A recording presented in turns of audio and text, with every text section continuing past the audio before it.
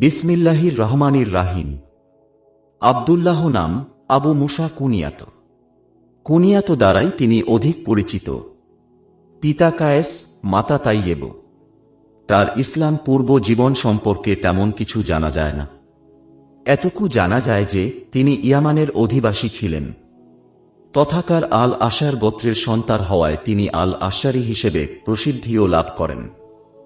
হযরত আবু মুসা ইসলামের পরিচয় লাভ করে ইয়ামান থেকে মক্কায় আসেন এবং রাসূলুল্লাহ সাল্লাল্লাহু আলাইহি ওয়াসাল্লাম এর হাতে বাইয়াত গ্রহণ করেন। মক্কার আব্দু শামস গোত্রের সাথে বন্ধু সম্পর্ক গড়ে তোলেন। কিছুদিন মক্কায় অবস্থানের পর স্বদেশবাসীকে ইসলামের দাওয়াত দেওয়ার উদ্দেশ্যে ইয়ামান ফিরে যান। হযরত আবু মুসা ছিলেন তার খানদানের অন্যতম প্রভাবশালী নেতা। খানদানের লোকেরা খুব দ্রুত এবং ব্যাপকভাবে দাওয়াতে সাড়া দেয়। প্রায় ৫০ জন মুসলমানের একটি দলকে সাথে নিয়ে রাসূলুল্লাহ সাল্লাল্লাহু আলাইহি ওয়াসাল্লাম এর কাছে যাওয়ার জন্য ইয়ামান থেকে সমুদ্র পথে যাত্রা করেন। সমুদ্রের প্রতিকূল আবহাওয়া এ দলটিকে হিজাজের পরিবর্তে হাবশা ঠেলে নিয়ে যায়। এদিকে হযরত জাফর বিন আবু তালিব ও তার সঙ্গী সাথীরা যারা তখনও হাবশায় অবস্থান করছিলেন, মদিনার উদ্দেশ্যে রওনা দিয়েছেন। আবু মুসা তার দলটিসহ এই কাফিলার সাথে মদিনার পথ ধরলেন। তারা মদিনায় পৌঁছালেন, আর এদিকে রাসূলুল্লাহ সাল্লাল্লাহু আলাইহি ওয়াসাল্লাম এর নেতৃত্বে মুসলিম বাহিনী খাইবার বিজয় শেষ করে মদিনায় ফিরেন। রাসূল সাল্লাল্লাহু আলাইহি ওয়াসাল্লাম আবু মুসা ও তার সঙ্গী সকলকে খাইবারের গনিমতের অংশ দান করেন।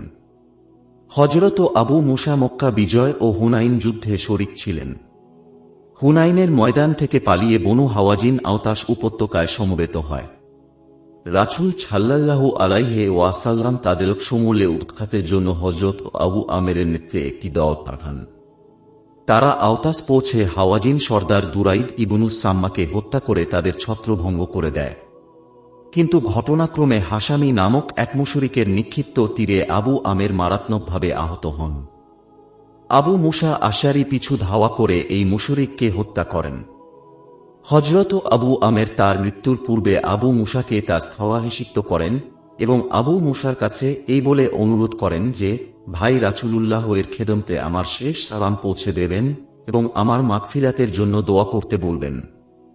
আবু আমের শেষ নিঃশ্বাস ত্যাগ করলেন। আবু মুসা তার বাহিনী সহ মদিনায় ফিরে এসে রাসূলুল্লাহ সাল্লাল্লাহু আলাইহি ওয়াসাল্লামকে আবু আমেরের অন্তিম ওসিয়তের কথা বর্ণনা করলেন। রাসূল সাল্লাল্লাহু আলাইহি ওয়াসাল্লাম পানি আনিয়ে ওযু করলেন এবং আবু আমেরের জন্য মাগফিরাত কামনা করে দোয়া করলেন। আবু মুসা আর্জ করলেন, ইয়া রাসূলুল্লাহ, আমার জন্য একটু দোয়া করুন। রাসূল সাল্লাল্লাহু আলাইহি ওয়াসাল্লাম বলেন, হে আল্লাহ, আব্দুল্লাহ ইবনে কায়েসের পাপসমূহ মাফ করে দিন। কিয়ামতের দিন তাকে সম্মানের সাথে জান্নাতে প্রবেশের সুযোগ দিন। হিজরি নবম সনে তাবুক অভিযানের তোড়জোড় চলছে। আবু মুসার সঙ্গী সাথীরা তাকে পাঠালেন রাসূলুল্লাহ সাল্লাল্লাহু আলাইহি ওয়াসাল্লাম এর কাছে তাদের জন্য সোয়ারি চেয়ে আনার জন্য। ঘটনাক্রমে আবু মুসা যখন পৌঁছালেন তখন রাসূলুল্লাহ সাল্লাল্লাহু আলাইহি ওয়াসাল্লাম কোনো কারণে উত্তেজিত ছিলেন। আবু মুসা তা না বুঝে আর্জ করলেন, ইয়া রাসূলুল্লাহ, আমার সাথীরা আমাকে পাঠিয়েছে, আপনি যেন তাদেরকে সোয়ারি দান করেন। রাসূল সাল্লাল্লাহু আলাইহি ওয়াসাল্লাম বসেছিলেন। উত্তেজিত কণ্ঠে তিনি বলে ওঠেন, আল্লাহর কসম, তোমাদের আমি কোনো সোয়ারি দেব না। আবু মুসা ভীত হয়ে পড়লেন, না জানি কোন বেয়াদবি হয়ে গেল। অত্যন্ত দুঃখিত মনে ফিরে এসে সঙ্গী সাথীদের তিনি এ দুঃসংবাদ জানালেন। কিন্তু তখনও তিনি স্থির হয়ে দাঁড়াতে পারেননি। এর মধ্যে বেলাল দৌড়ে এলেন, আব্দুল্লাহ ইবনে কায়েস, কোথায় তুমি? চলো, রাসূলুল্লাহ সাল্লাল্লাহু আলাইহি ওয়াসাল্লাম তোমাকে ডাকছেন। তিনি বেলালের সাথে রাসূলুল্লাহ সাল্লাল্লাহু আলাইহি ওয়াসাল্লাম এর দরবারে হাজির হলেন।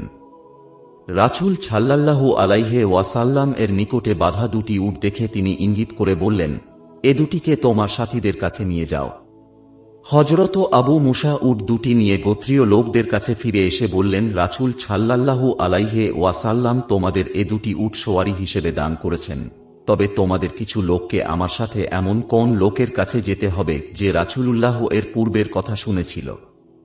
যাতে তোমাদের মনে এ ধারণা না হয় যে আমি আগে যা বলেছিলাম তা আমার মনগড়া কথা ছিল। লোকেরা বলল, আল্লাহর কসম, আমরা আপনাকে সত্যবাদী বলেই বিশ্বাস করি। তবে আপনি যখন বলছেন চলুন। এভাবে কিছু লোককে সঙ্গে নিয়ে তিনি তার পূর্বের কথা সত্যতা প্রমাণ করেন। তাবুক থেকে ফেরার পর একদিন আশজারি গোত্রের দুইজন নেতৃস্থানীয় ব্যক্তি হযরত আবু মুসা আশজারিকে সঙ্গে নিয়ে রাসূলুল্লাহ সাল্লাল্লাহু আলাইহি ওয়াসাল্লাম কাছে গেল। তারা রাসূলুল্লাহ সাল্লাল্লাহু আলাইহি ওয়াসাল্লাম এর কাছে কোনো একটি পদ লাভের আকাঙ্ক্ষা ব্যক্ত করল। রাসূলুল্লাহ সাল্লাল্লাহু আলাইহি ওয়াসাল্লাম মিসওয়াক করছিলেন। তাদের কথা শুনে তার মিসওয়াক করা বন্ধ হয়ে যায়। তিনি আবু মুসা এর দিকে ফিরে বললেন, আবু মুসা। আবু মুসা আর্জ করলেন, ইয়া রাসূলুল্লাহ, আমি তাদের অন্তরের কথা জানতাম না। আমি জানতাম না তারা কোনো পদ লাভের আকাঙ্ক্ষা ব্যক্ত করবে। রাসূল সাল্লাল্লাহু আলাইহি ওয়াসাল্লাম বললেন, যদি কেউ নিজেই কোনো পদের আকাঙ্ক্ষী হয়, আমি তাকে কখনো সেই পদে নিয়োগ করব না। তবে আবু মুসা, তুমি ইয়ামানে যাও। আমি তোমাকে সেখানকার ওয়ালি নিযুক্ত করলাম। সেই প্রাচীনকাল থেকে ইয়ামান দুভাগে বিভক্ত ছিল, ইয়ামান আকসা ও ইয়ামান আদনা। হযরত মুয়াজ বিন জাবালকে ইয়ামান আকসার এবং আবু মুসাকে ইয়ামান আদনার দায়িত্বও দেয়া হল। দুজনকে বিদায় দিয়ে রাসূল সাল্লাল্লাহু আলাইহি ওয়াসাল্লাম তাদের উদ্দেশ্যে বললেন, ইয়ামানবাসীর সাথে নরম ব্যবহার করবে, কোন প্রকার কঠোরতা করবে না। মানুষকে খুশি রাখবে, খেপিয়ে তুলবে না। পরস্পর মিলে মিশে বসবাস করবে। নিজ দেশ হওয়ার কারণে ইয়ামানবাসীর ওপর হযরত আবু মুসার যথেষ্ট প্রভাব শুরু থেকেই ছিল। তাই সুষ্ঠুভাবে তিনি দায়িত্ব পালন করেন। পার্শ্ববর্তী ওয়ালি হযরত মুয়াজের সাথে তার ব্যক্তিগত বন্ধুত্ব ছিল। মাঝে মাঝে সীমান্তে গিয়ে তারা মিলিত হতেন এবং বিভিন্ন বিষয়ে পরস্পর মত বিনিময় করতেন। হিজরি 10 সনে রাসূলুল্লাহ সাল্লাল্লাহু আলাইহি ওয়াসাল্লাম হজ আদায় করেন। হযরত আবু মুসা ইয়ামান থেকে এসে হজে অংশগ্রহণ করেন।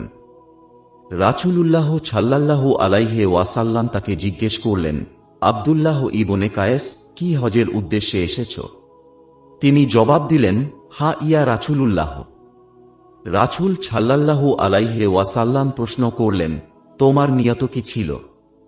তিনি বলেন, আমি বলেছিলাম রাসূলুল্লাহ সাল্লাল্লাহু আলাইহি ওয়াসাল্লাম এর যে নিয়ত আমারও সেই নিয়ত। রাসূল সাল্লাল্লাহু আলাইহি ওয়াসাল্লাম আবার প্রশ্ন করলেন, কুরবানির পশু সঙ্গে এনেছ কি? তিনি বললেন না। রাসূল সাল্লাল্লাহু আলাইহি ওয়াসাল্লাম নির্দেশ দিলেন, তাওয়াফ করবার পর ইহরাম ভেঙে ফেল। উল্লেখ্য যে রাসূল সাল্লাল্লাহু আলাইহি ওয়াসাল্লাম হজের কিরান আদায় করেছিলেন, আর হজে কিরানের জন্য কুরবানির পশু সঙ্গে নিয়ে আসা জরুরি। হজ শেষে আবু মুসা ইয়ামানে ফিরে আসেন। এদিকে আসওয়াদ আনাসি নামক এক ভণ্ড নবী নবুয়াত দাবি করে বিদ্রোহ ঘোষণা করে বসে। এমনকি হযরত মুয়াজ বিন জাবাল আবু মুসার রাজধানী মারেত চলে আসতে বাধ্য হন। এখানেও তারা বেশি দিন থাকতে পারল না। অবশেষে তারা হাদরামাউতে আশ্রয় নেন। যদিও ইবনে মাকতুহ মুরাদি আসওয়াদ আনাসিকে হত্যা করেন, তবুও রাসূলুল্লাহ সাল্লাল্লাহু আলাইহি ওয়াসাল্লাম এর ইন্তিকালে আবার বিদ্রোহ মাথাচাড়া দিয়ে ওঠে। অতঃপর প্রথম খলিফা হযরত আবু বকর রাদিয়াল্লাহু আনহু মদিনা থেকে বাহিনী পাঠিয়ে এই বিদ্রোহ নির্মূল করেন।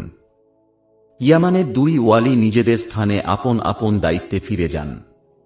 হযরত আবু মুসা হাদরামাউত থেকে নিজ কর্মস্থল হাদরামাউতে ফিরে আসেন এবং দ্বিতীয় খলিফার খিলাফতকালের প্রথম পর্যায়ে অত্যন্ত সফলভাবে দায়িত্ব পালন করতে থাকেন।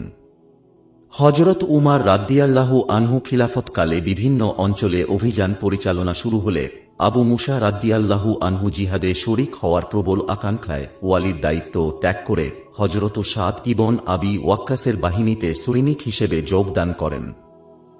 হিজরি 17 সনে সেনাপতি সাদের নির্দেশে তিনি নাসিবিন জয় করেন।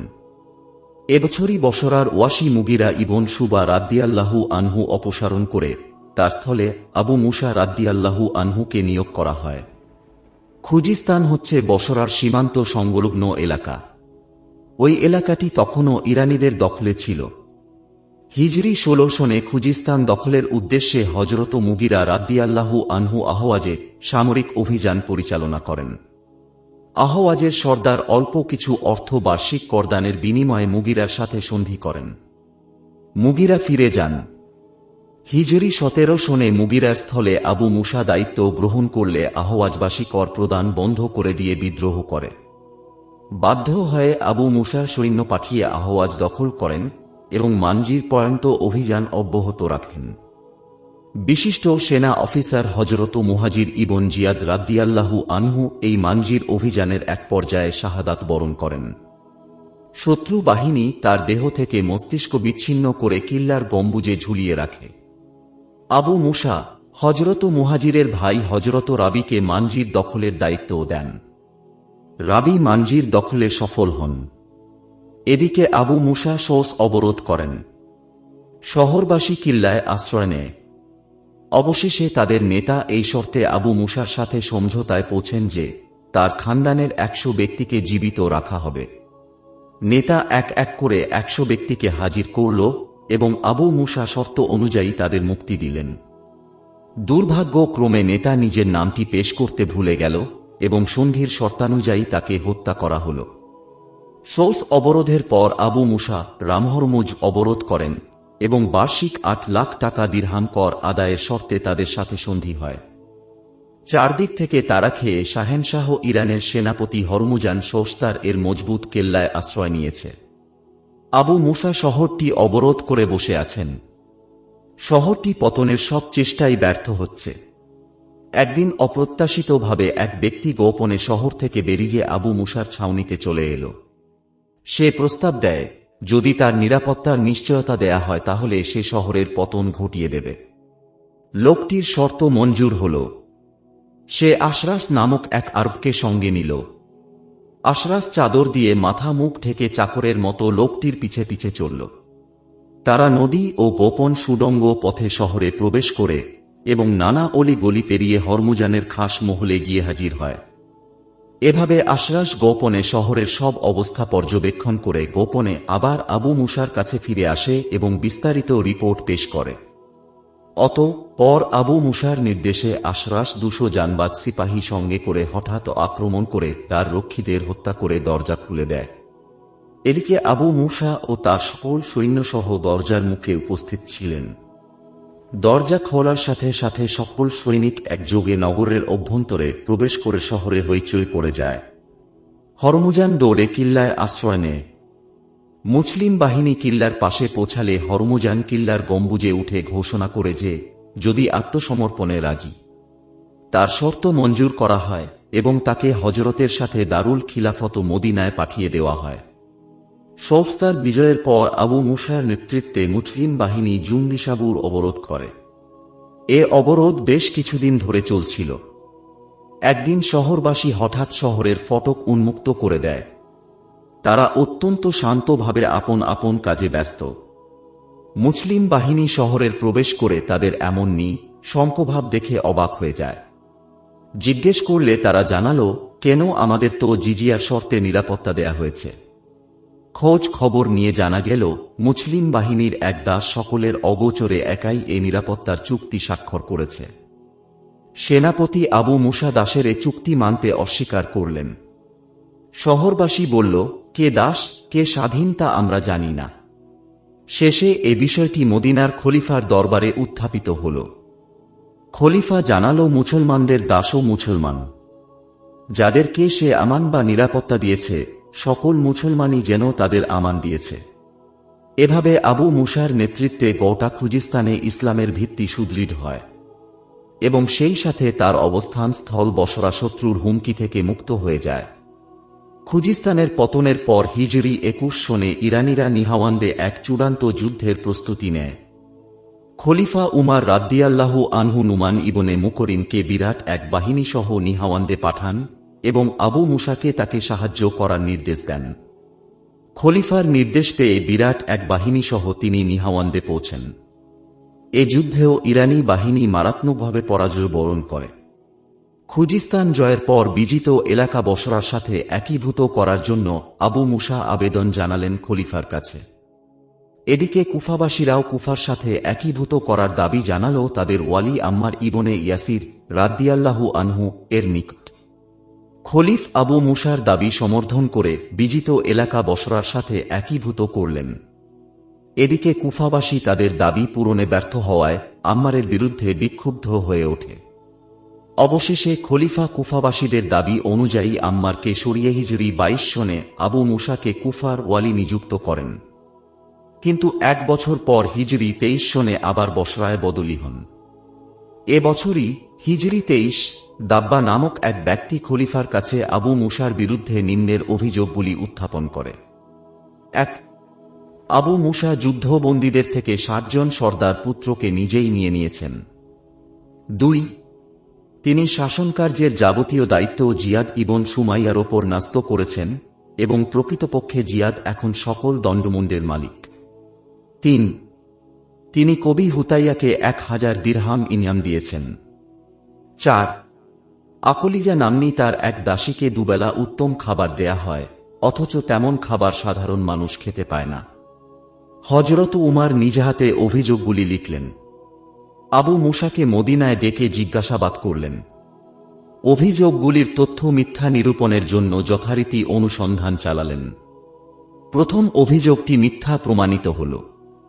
দ্বিতীয় অভিযোগের জবাব দিলেন যে জিয়াদ একজন তুখোড় রাজনীতিক ও দক্ষ প্রশাসক। তাকে আমি উপদেষ্টা নিয়োগ করেছি। খলিফা জিয়াদকে ডেকে পরীক্ষা নিলেন এবং তাকে যোগ্য ব্যক্তি হিসেবে দেখতে পেলেন। জিয়াদকে তার পদে বহাল রাখার নির্দেশ দিলেন। তৃতীয় অভিযোগের জবাবে বললেন, হুতাইজা যাতে আমার হিজু নিন্দা না করে এজন্য আমি তাকে আমার নিজ অর্থ থেকে উপঢৌকন দিয়েছি।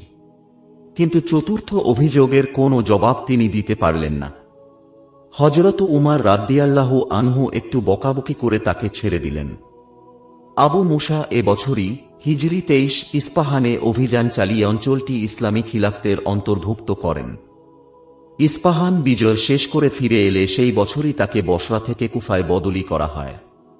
বসরাবাসীদের ভীষণ পানি কষ্ট ছিল। বিষয়টি খলিফার দরবারে পৌঁছানো হল।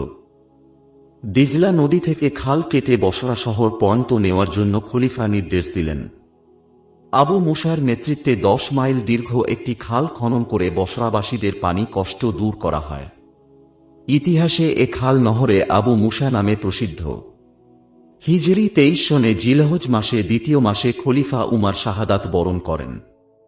হযরত উসমান রাদিয়াল্লাহু আনহু খিলাফতের দায়িত্ব ভার গ্রহণের পর প্রশাসনের কাঠামোতে অনেক রদবদ করেন। কিন্তু হিজরি ২৯ সন পর্যন্ত আবু মুসা বসরার ওয়ালি পদে বহাল থাকেন।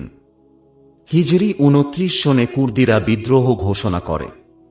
আবু মুসা মসজিদে গিয়ে তাদের বিরুদ্ধে জিহাদ সম্পর্কে এক জ্বালামি ভাষণ দান করেন। ভাষণে আল্লাহর রাস্তায় পায়ে হেঁটে চলার ফজিলত বর্ণনা করেন। তার প্রতিক্রিয়া স্বরূপ কিছু মুজাহিদ তাদের নিকট ঘোড়া থাকা সত্ত্বেও পায়ে হেঁটে চলার জন্য প্রস্তুত হয়ে গেল। আবু মুসার সমালোচক তাদেরকে বলল, আমাদের এত তাড়াতাড়ি করা উচিত হবে না। দেখা যাক আমাদের আমির আবু মুসা কিভাবে চলেন। আবু মুসাও ঘোড়ার ওপর সওয়ার হয়ে বের হয়ে এলেন।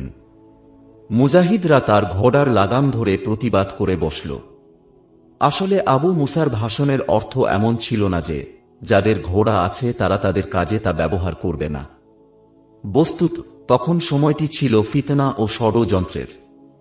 হাঙ্গামা বাজরা এই সামান্য ঘটনাকে কেন্দ্র করে মদিনায় চলে গেল এবং তার অপসারণ দাবি করল। খলিফা উসমান তাকে সরিয়ে নিলেন। হিজরি ৩৪ সনে কুফাবাসীদের সাইদ ইবনুল আশের স্থলে খলিফা উসমা আবু মুসাকে আবার কুফার ওয়ালি নিযুক্ত করেন। খিলাফতের সর্বত্র তখন চলছে দারুণ চক্রান্ত ও ষড়যন্ত্র। রাসূলুল্লাহ সাল্লাল্লাহু আলাইহি ওয়াসাল্লাম আবু মুসার স্মরণে ছিল। তাই তিনি তার বক্তৃতা ভাষণে সবর্দা কুফাবাসীদের এ ভবিষ্যদ্বাণীর কথা শোনাতেন। তাদেরকে সব ফিতনা থেকে দূরে থাকার উপদেশ দিতেন।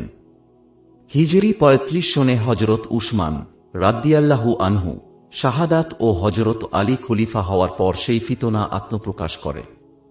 তৃতীয় খলিফা হযরত উসমান রাদিয়াল্লাহু আনহু এর রক্তের কিসাসের দাবিতে সোচ্চার হয়ে হযরত আয়েশা, তালহা ও জুবাইর রাদিয়াল্লাহু আনহু মক্কা থেকে বসরার দিকে রওনা হলেন। এদিকে তাদের প্রতিরোধের উদ্দেশ্যে খলিফা হযরত আলী রাদিয়াল্লাহু আনহু উপস্থিত হলেন জিকার নামক স্থানে। অন্যদিকে আম্মার ইবনে ইয়াসিরের সাথে হযরত হাসানকে পাঠালেন কুফায়। হযরত হাসান যখন কুফা পৌঁছালেন, আবু মুসা আশআরী তখন কুফা মসজিদে এক বিশাল জনসমাবেশে ভাষণ দিচ্ছিলেন।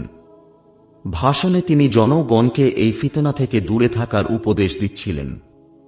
হযরত হাসান সেখানে উপস্থিত হলেন এবং আবু মুসা রাদিয়াল্লাহু আনহু সাথে তার কিছু বাক বিতণ্ডা হয়।